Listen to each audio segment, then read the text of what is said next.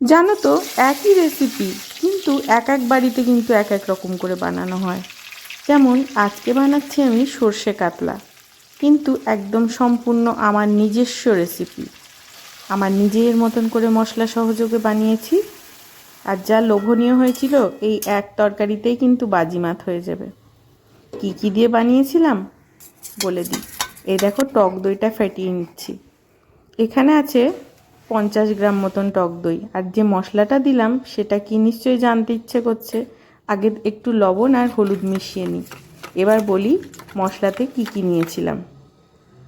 খুব বেসিক মশলা: 1 table spoon কালো সর্ষে, 1 টেবিল স্পুন সাদা সর্ষে, হাফ টেবিল স্পুন মৌরি আর একটু আদা।